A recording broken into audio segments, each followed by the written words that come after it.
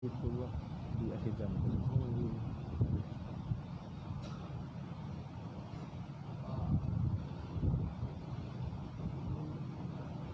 Saya kenalkan dulu ya. Boleh.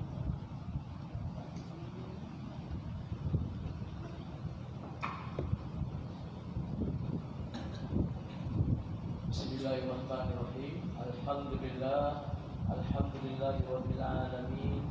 Wassalatu wassalamu ala asrofil anbiya'i wal mursalin wa ala alihi wa sahbihi ajma'in.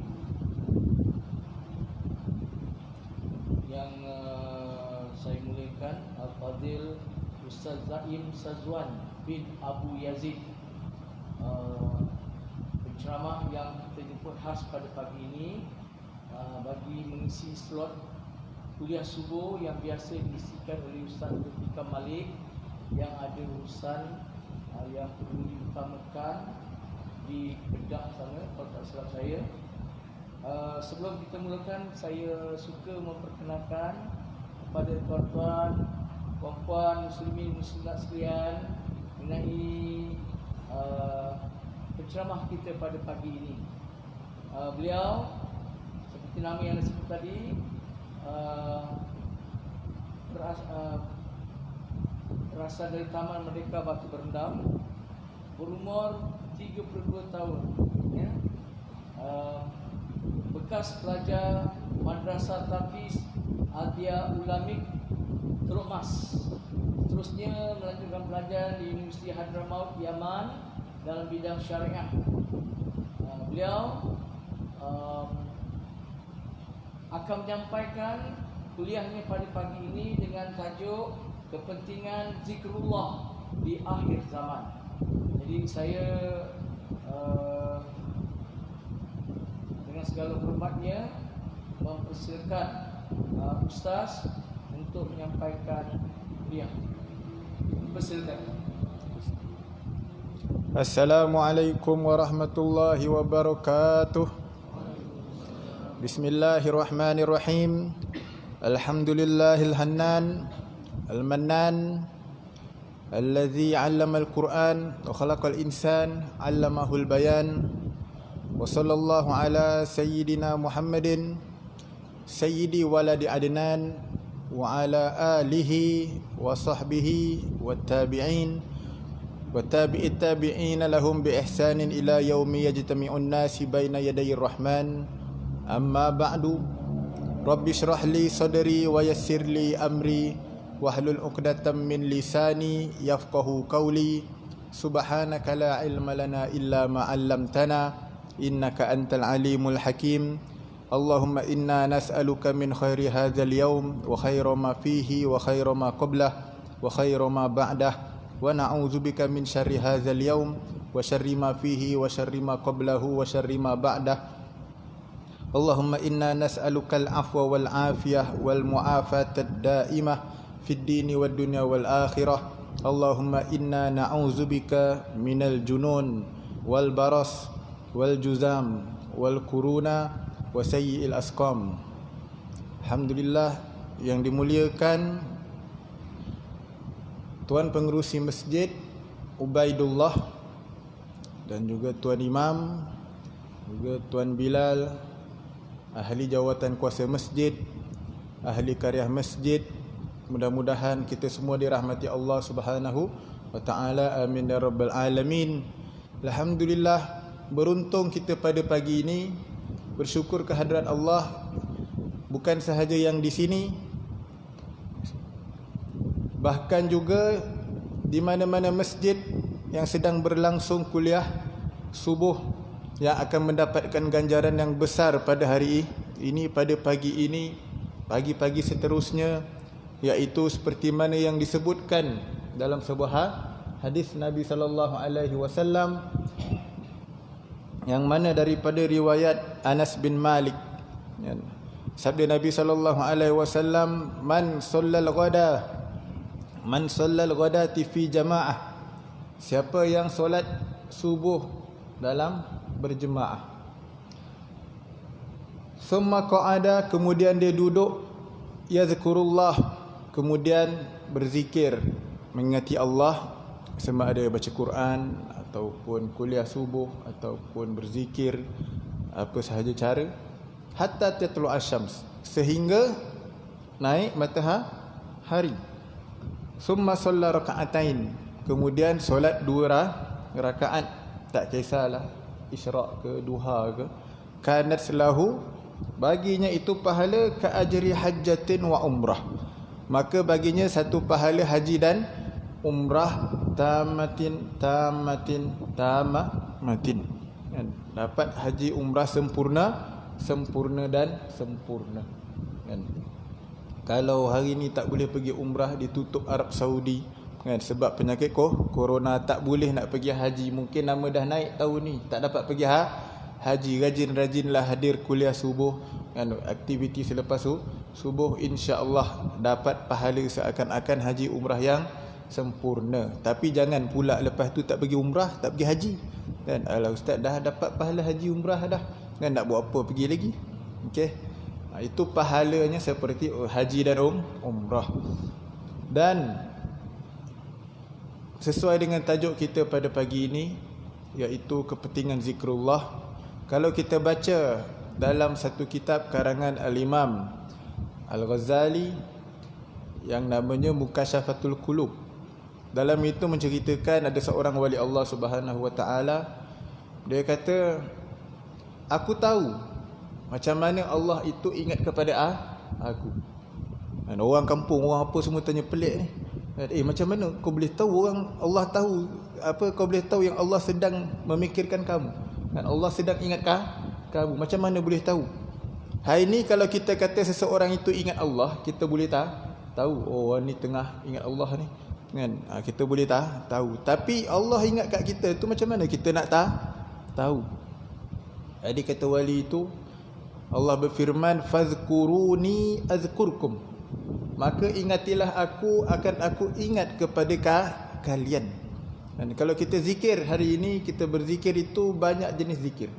Dan zikir lisan seperti bertasbih, bertahmid, dan juga berzikir hati, zikir menggunakan akal, iaitu mengingati Allah Subhanahu wa taala, mengingati keagungan, kehebatan, kekuasaan Allah Subhanahu wa taala.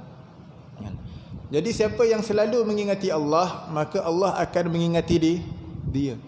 Dan hari ini kita tengok, kita akan rasa bangga, kita akan rasa beruntung kalau seseorang itu rindu dekat kita. Seorang anak belajar di luar negara, mak ayahnya rindu dekat dia. Mak ayah dia kalau rindu buat apa? Telefon, WhatsApp atau SMS. Telefon, nak apa khabar kat sana kan, mak rindu. Anaknya pun, oh tak sangka mak rindu juga kat saya ni kan, terharu dia, mak ayah dia rindu dekat dia. Ataupun ada VVIP, tiba-tiba WhatsApp kita, lama tak dengar cerita fulan bin fulan kan, dah rindu ni, dah lama tak jumpa. Kita pun, oh VIP yang WhatsApp, maknanya kita ni ada dalam ingatan VIP itu kan. Apa itu makhluk, apatah lagi Allah Subhanahu wa taala yang sering mengingati kita, yang sering orang kata apa, menjaga, menunaikan hak-hak kita. Seperti contoh, memang Allah tu dah tuliskan kita untuk diberi makan dan Allah tak pernah abaikan kita daripada beri makan, beri minum kita kan. Malah Allah bagi kita kurniaan dapat sembahyang subuh berjemaah dan semalam dapat sembahyang isyak berjemaah. Pahalanya seakan-akan ibadat sepanjang malam. Dan itu tandanya Allah tak lekakan kita, Allah beri perhatian dekat kita. Satu kisah, ada seorang pelajar atau santri pelajar, dia ni punya masalah besar. Masalah dia rasa bingung, pening, besar sangat masalah ni. Jadi dia pun berjumpa dengan tuan guru dia. Kebetulan sekolah dia tu, madrasah dia dekat dengan kolam, ada satu kolam danau. Kemudian tok guru dia kata macam ni lah, tok guru dia tak jawab soalan dia tu kan. Soalan dia banyak tu, tok guru dia tak jawab. Tok guru dia kata, jom ikut aku pergi kolam, bawa satu cawan, bawa segenggam garam. Anak murid ni macam, pasal apa nak bawa garam dengan cawan ni? Tak apalah, sebab tuan guru punya suruh, kita buat je lah. Jadi bawa pergi ke kolam. Sampai di kolam, kata tuan guru, masukkan separuh garam tu dekat dalam dalam cawan. Kemudian masukkan dengan air kolam, campur kacau, minum. Jadi anak murid dia kata, wahai tuan guru, memang masin lah kan. Secubit garam pun kadang-kadang boleh masin. Ini kan segenggam, tahu separuh dulu kan, letak dalam satu cawan. Tok guru dia kata, buat dulu, minum. Dia pun buat minum, muntahkan balik. Dia kata, tok guru, ini betul-betul masin tok guru kan. Siapa pun tak boleh minum, masin sangat kan. Jadi tok guru dia kata, ambil air yang baki dalam cawan tu, letak kat kolam. Garam tu taburkan dekat kolam, saki-baki garam. Kemudian ambil balik, pakai cawan tadi, ambil balik air kolam tu, minum. Kemudian anak murid dia pun ikut, buang balik cawan tu, air tu, buang balik garam baki tu kat kolam. Kemudian ambil cawan, minum. Macam mana rasanya, kata tuan guru? Katanya segar, sedap kan? Jadi kata tuan guru tu, kata Syekh, begitulah hati kita. Bila mana hati kita ini tidak berzikir kepada Allah, hati itu sempit. Hati kita sebesar gelas kan? Besar gelas tu aja. Masalah yang datang tu hanya mungkin secubit atau sesuku garam ke apa, setengah segenggam tu ke apa ke. Tapi sebab hati kita sempit, kita rasakan pahit kehidupan ni. Kita rasakan berat masalah ni. Kita rasakan susah masalah ni. Sedangkan bendanya kecil. Tapi bila mana hati kita lapang seluas kolam tadi, masuklah sebotol garam pun tetap airnya rasa tawar. Jadi bila mana kita berzikir kepada Allah, Allah ingat kepada kita. Time kita susah, time kita senang, Allah akan bantu. Seperti mana Nabi kita Muhammad sallallahu alaihi wasallam kan, sebabkan Allah sayang sama beliau, Allah suka sama beliau kan, Allah beri perhatian kepada beliau sebab beliau insan yang hari-hari berzikir, tidak pernah melupakan Allah. Allah bagi apa? A'udzubillahi minasyaitonirrajim. Bismillahirrahmanirrahim. Alam nashrah laka sadrak kan. Apakah tidak kami telah melapangkan dadamu wahai Muhammad, kata Allah Subhanahu wa taala. Bila mana telah lapang dada, apa saja urusan, apa saja masalah, nak berhadapan kaum Quraisy, nak berhadapan kaum sendiri, nak berhadapan keluarga sendiri kan, hati akan jadi tenang. Begitu juga dengan Nabi Musa alaihi salam. Nabi Musa ni nak jumpa, nak lawan dengan Firaun. Yang mana kita tahu Firaun ni bunuh orang ni biasa je kan. Orang kata sekarang ni yang standing Firaun belum jumpa lagi, akhir zaman ni orang sejahat Firaun ni tak jumpa lagi kan.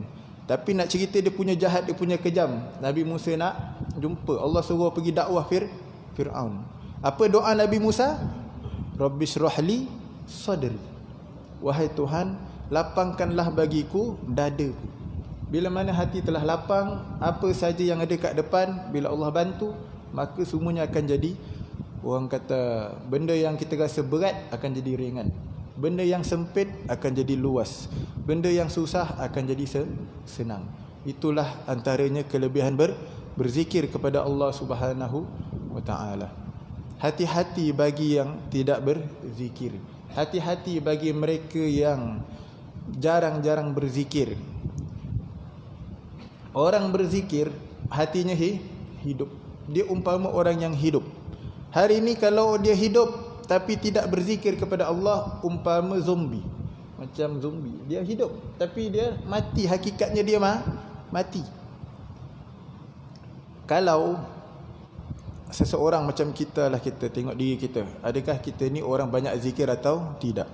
Kalau kita ni orang yang kurang berzikir, duduk circle kita, sekeliling kita, pada sekitaran kita, orang yang tidak berzikir juga, orang yang hatinya mati. Kita ni zikir kurang, duduk pula dengan kelompok yang tak berzikir, maka hati itu akan makin mati, makin mati, makin mati.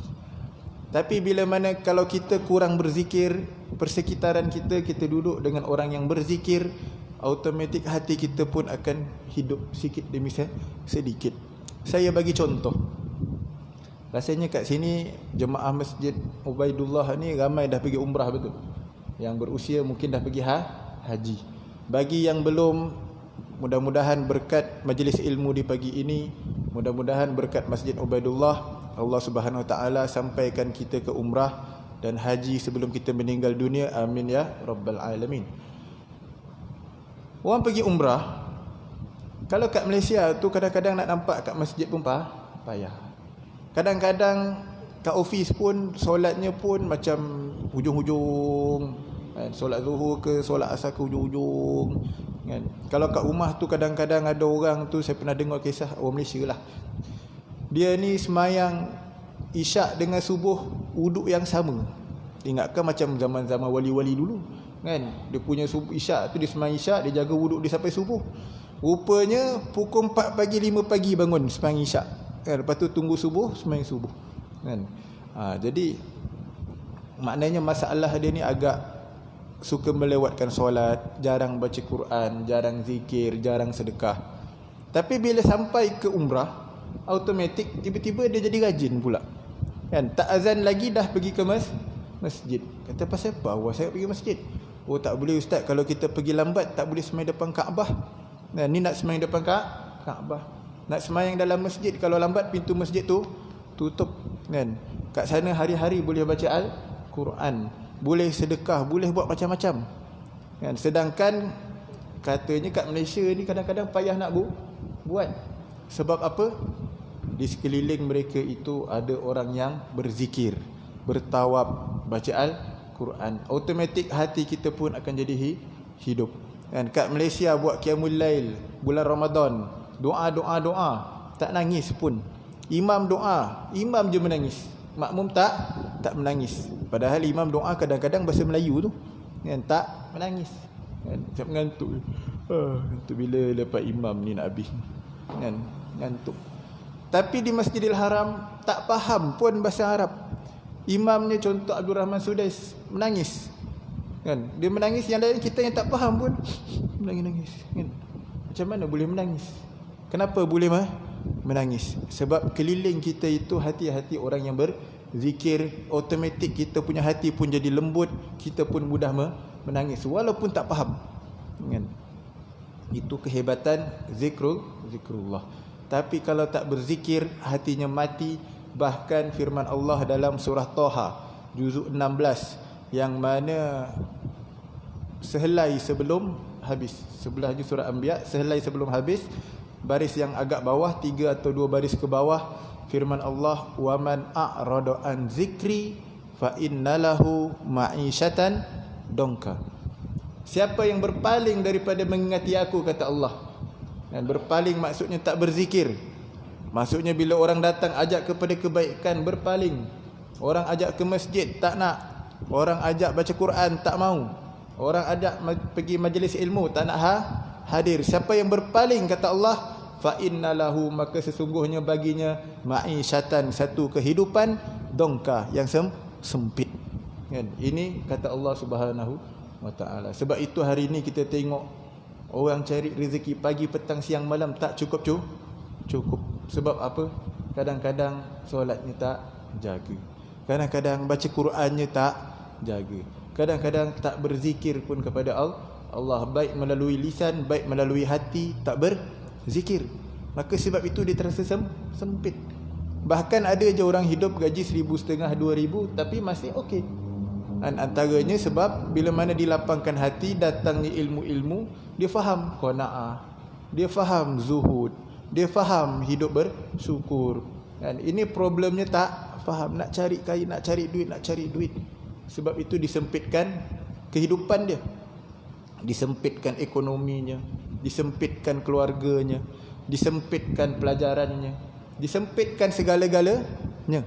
Fa innalahu ma'isyatan donka wa nahsyuruhu yaumal qiyamati a'ma. Di hari kiamat, dibangkitkan di hari kiamat dalam keadaan buta kedua matanya, dan bangun-bangun tak nampak. Ayat seterusnya, qala rabbi lima hasyartani a'ma wa qad kuntu basira. Ya Allah, kata orang tadi itu, kan, Rabbi, wahai Tuhan, lima hasyartani a'ma, kenapa kami dibangkitkan a'ma, buta, wa qad kuntu basira, sedangkan kat dunia kami celik. Nak meninggal pun celik lagi, nak meninggal pun boleh nampak lagi, boleh tengok keluarga, boleh nampak apa, Kan? Meninggalnya celik, tapi kenapa bangkitnya buta? Kata orang yang berpaling daripada mengingati Allah tadi. Kemudian Allah berfirman ayat seterusnya, wa kadzalika atatka ayatuna fanasitaha. Kan? Muka surat sebelahnya ayat paling atas, kami telah datangkan ayat-ayat kami. Kan? Kami telah datangkan ustaz-ustaz, ustazah-ustazah. Kami dah datangkan orang alim. Kami telah datangkan da'i-da'i. Kami telah datangkan macam-macam orang kan kepada kamu, fanasitaha. Maka kamu melupakannya. Kamu mengabaikan. Kan orang ajak buat baik diabaikan, macam kata tadilah, apa saja kebaikan diabaikan. Wa kadzalikal yauma tunsa. Maka hari ini juga kamu diabaikan. Kalau bangkit-bangkit buta tu tuan-tuan dan puan-puan, kita problem. Nak cari Rasulullah tu macam mana di hari kiamat sallallahu alaihi wasallam. Nak dapat syafaat Rasulullah, nak cari Rasulullah itu bukan senang. Dalam jutaan, bilion, trilion manusia di padang mahsyar, nak cari pun susah, apatah lagi dalam keadaan buta tak nampak, lagilah susah nak cari. Janganlah kita jadi seperti orang ini malang di hari kiamat. Kata Allah, wa kadzalikal yauma tunsa. Seperti mana kamu melupakan ayat-ayat kami, hari ini kamu dilupakan. Hidup kat dunia ni buta pun payah, nak lintas jalan payah, nak pergi mana-mana payah. Tapi tak apalah kalau ada orang yang dah ditakdirkan semacam gitu. Dan mudah-mudahan di dunia buta, di akhirat celik. Dan kemudian ada saja ulama yang hilang pandangan, hilang penglihatan, antaranya Al-Habib Abdullah bin Muhammad bin Alawi Al-Haddad. Tapi Allah bukakan mata hati, jadi wali Allah Subhanahu wa taala. Okey. Kemudian kita ambil satu atau dua zikir, kita pegang zikirnya wali-wali Allah Subhanahu wa taala. Antaranya yang termasyhur di Malaysia, Ratibul Haddad ataupun Ratibul Attas, ataupun ada orang mengamalkan hizib, antaranya hizib bahar, ataupun ada yang mengamalkan wirid, ada namanya wirid Imam Nawawi, antaranya wirid Sakran.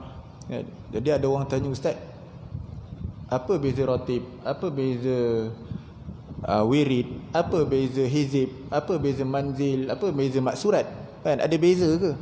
Kan? Jawapannya tak ada beza, sama, cuma namanya agaklah lain.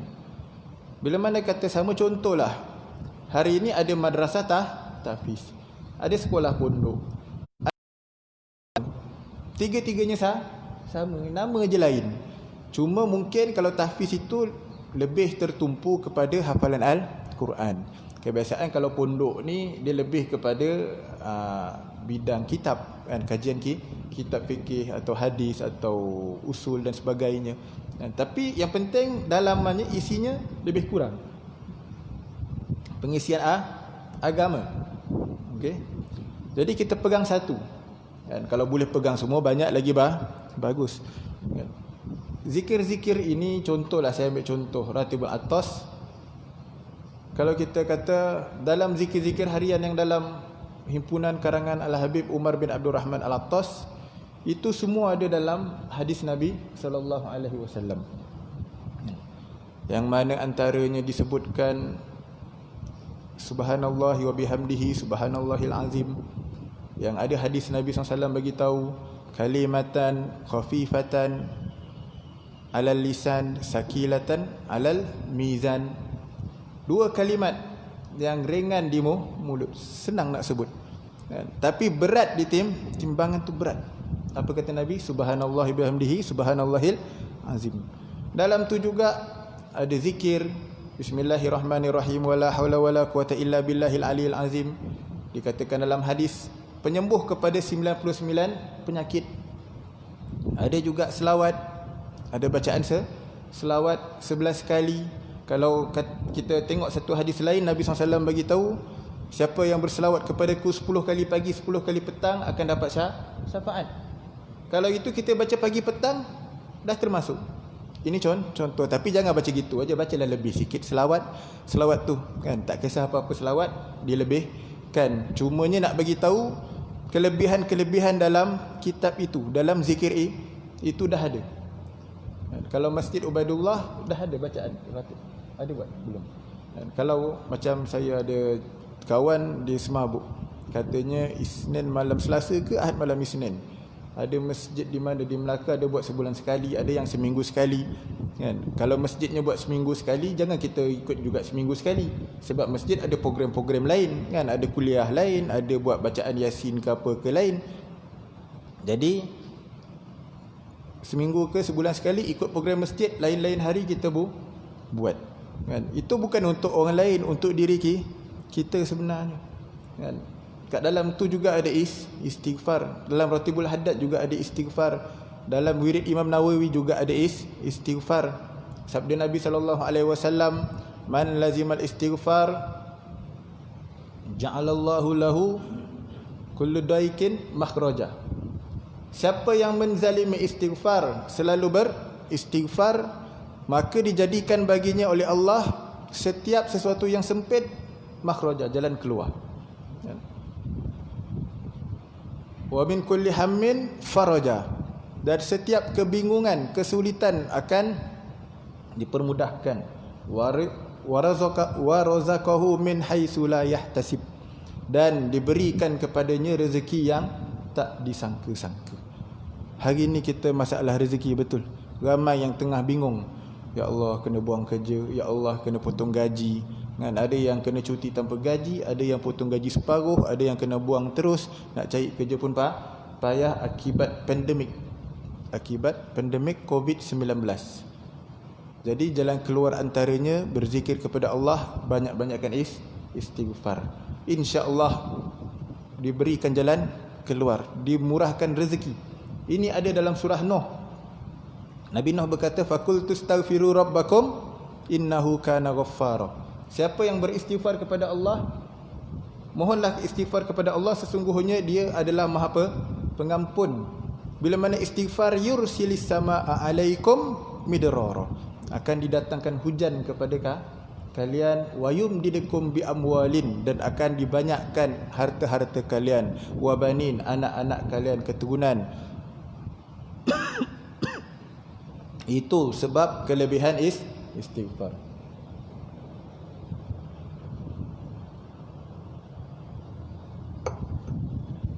Istighfar juga termasuk zikir. Dan istighfar, selawat, dan banyak-banyak selawat pun antara punca rezeki luas. Antaranya dapat syafaat Nabi SAW. Jadi ini kepentingan zikir di zaman sekarang. Sebab itu zaman sekarang orang semua bingung. Cari-cari jalan keluar tak jumpa. Cari-cari jalan keluar daripada masalah ekonomi tak jumpa. Masalah kekeluargaan tak jumpa. Masalah pembelajaran tak jumpa. Apa-apa kembali kepada Allah. Kan? Duduk seorang-seorang, zikir dalam hati, tafakkur, berfikir. Kan?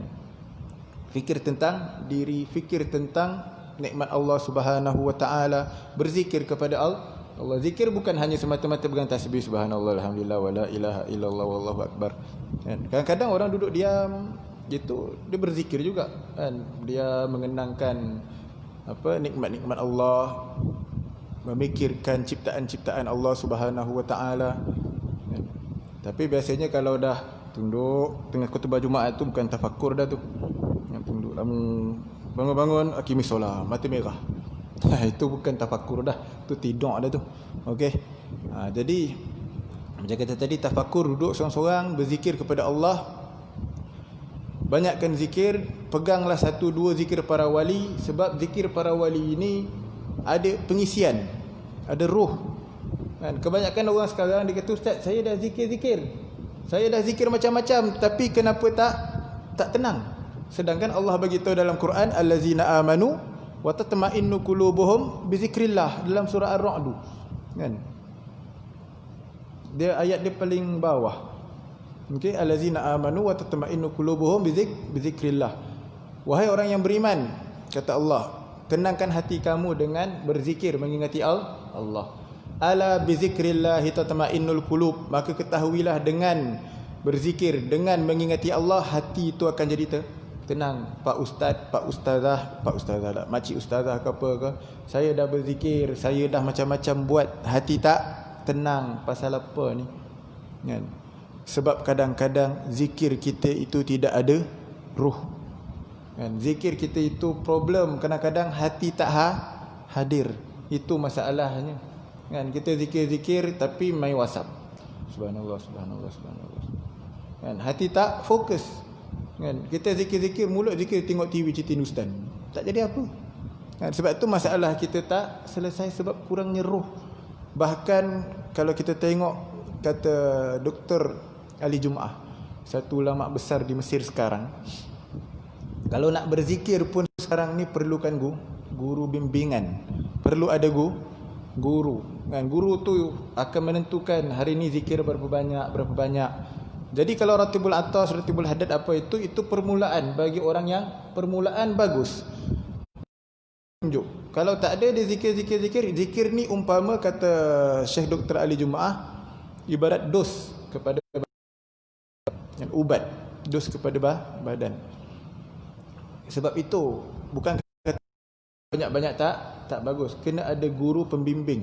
Kalau tidak, terjadi seperti satu kisah diceritakan oleh Kiai Haji Lutfi Basiran, seorang kiai daripada Indonesia. Ketika datang ke Malaysia diceramah, senior beliau ketika beliau mengaji di Mekah, senior beliau bernama Kiai Haji Muiz, Allahyarham, telah meninggal dunia. Kiai Haji Muiz ni di Indonesia tu ada satu anak murid atau follower dia, pengikut dia, suka zikir la ilaha illallah. Bagus, zikir itu bagus. Afdalu zikri la ilaha illallah. Sebaik-baik zikir la ilaha illallah. Tapi tak ada bimbingan. Mula baca 1000, tambah lagi, tambah berpuluh-puluh ribu satu hari. Mula-mula tak nak keluar rumah. Orang datang rumah nak ziarah, kena marah.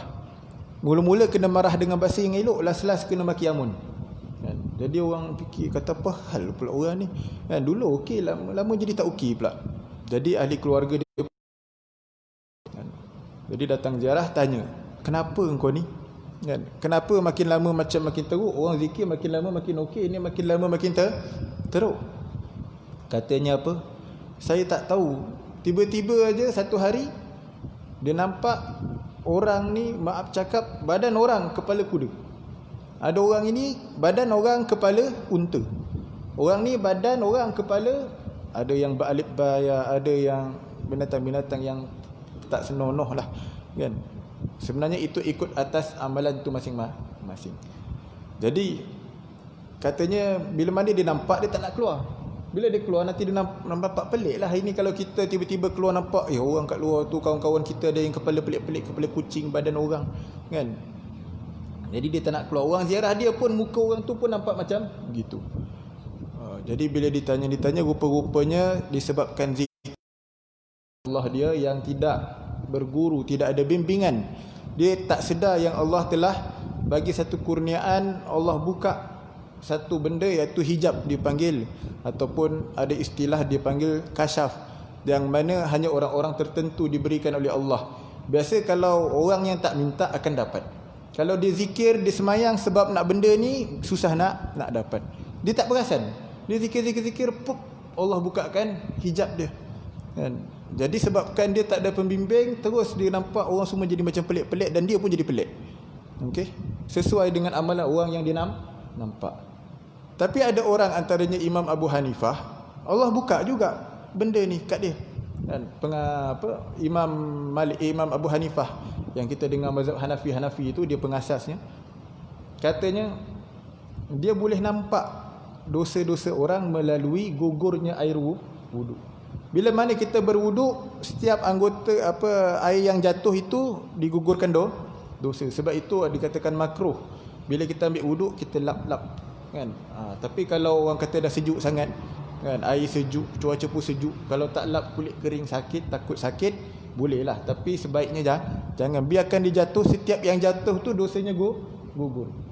Jadi kata Imam Abu Hanifah, dia boleh nampak dosa ni, contoh setitik ini dosa mengumpat, dosa fitnah, dosa judi, dosa zina, dosa macam-macam.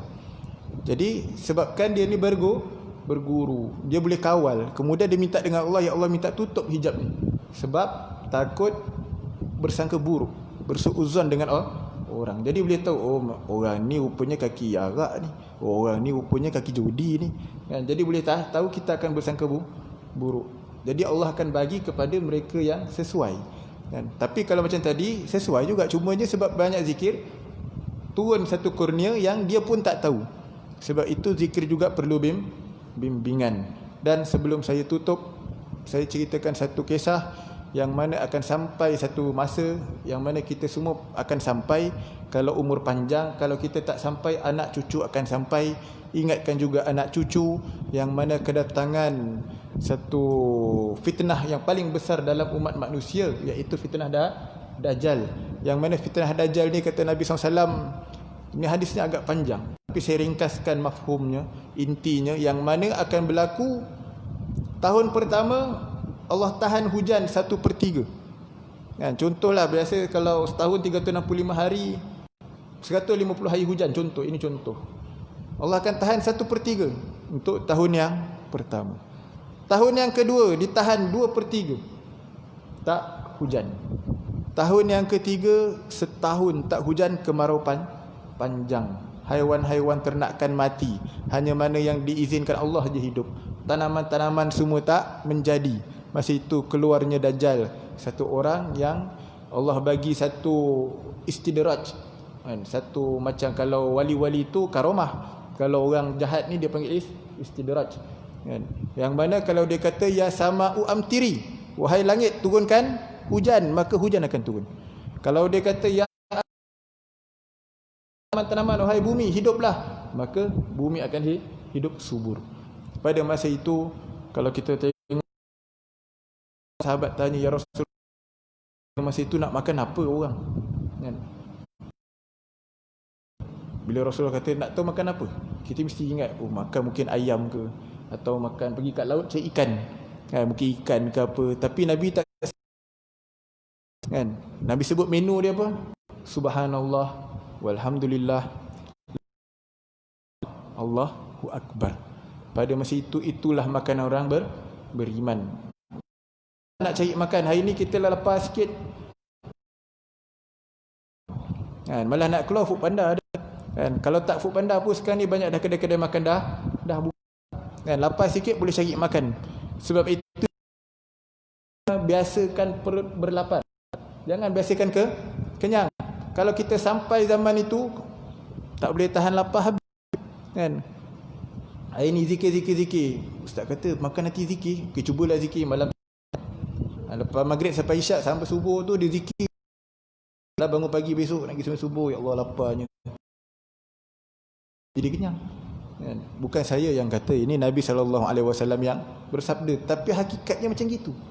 Kan? Kalau kita tak boleh tahan ketika itu, sebab itu Nabi kata suruh ikat ahli keluarga, jangan keluar. Sebab kalau keluar Dajjal over, takut-takut termasuk.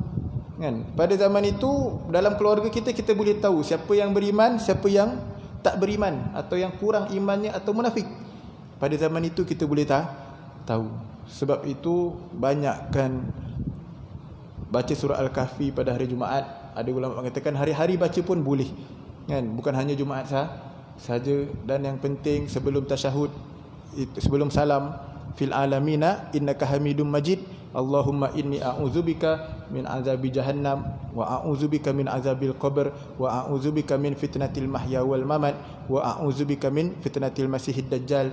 Kalau imam tu sebaiknya baca Allahumma inna na'udzubika, doakan juga untuk para makmum. InsyaAllah setiap kali kita baca sebelum salam, habis je sebut masihid dajjal, Assalamualaikum. Dikatakan kalau dajjal turun zaman itu tak nampak. Dia tahu Dajjal turun, ada huru-hara, tapi tak jumpa. Tahu-tahu Nabi Isa dah bunuh dah kan? Tahu-tahu semacam gitu. Kalau jumpa problem tuan-tuan dan perempuan kan, semua ulama takutkan hal ini. Sebab itu pentingnya zikrullah, banyakkan zikir. Mudah-mudahan Allah selamatkan kita daripada fitnah akhir zaman. Mudah-mudahan Allah Subhanahu Wa Taala jadikan kita daripada golongan orang yang berzikir. Allahumma ja'alna minaz zakirin wasyakirin wassabirin wal muhsinin min ibadikas salihin, amin ya rabbal alamin. Wa sallallahu ala sayyidina Muhammadin wa ala alihi wa sahbihi wasallam. Walhamdulillahi rabbil alamin. Kita tutup majlis dengan tasbih kifarah dan suratul As. Subhanallahi wa bihamdihi, subhanakallahumma wa bihamdika illa anta astaghfiruka wa atubu ilaik. Bismillahirrahmanirrahim. Wal asri innal insana lafi khusr illa alladhina amanu wa amilus solihat wa tawasaw bil haqqi wa tawasaw bis sabr. Assalamualaikum warahmatullahi wabarakatuh.